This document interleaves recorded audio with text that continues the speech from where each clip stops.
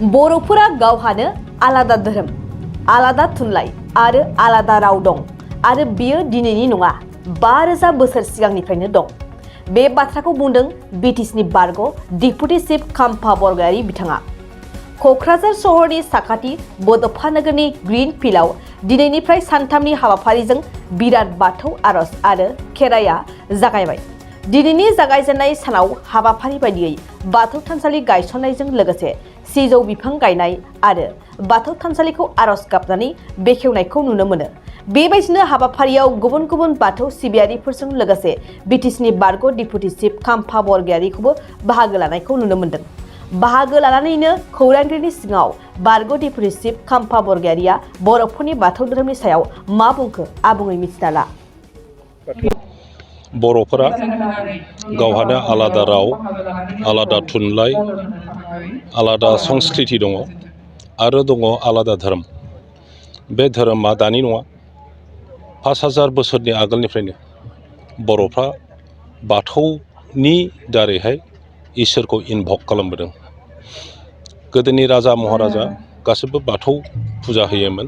बाथौनि दारैनो जों जायखौ इसोर होनना बुङो बे इसोरखौ नागिरोमोन।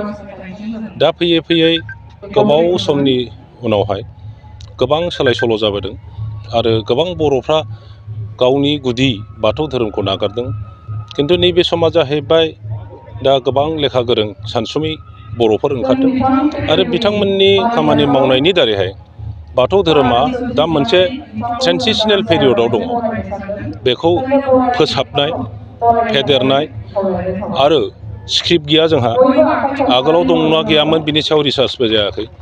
दा बे स्क्रिप्ट सृष्टि खालामफिननायनि खामानि मावदों आरो जि सभा खालामदों बिनिनो मोनसे आयदा जोंनि बबावखौ फोसाबनांगौ, बबेया भुल जानानै दङ बेफोरखौ निस्सय बाहाय सावरायगोन आरो बेबायदि सभानि दारैहाय जोंनि बाथौ धोरोमा फोसाबनाय फैगोन।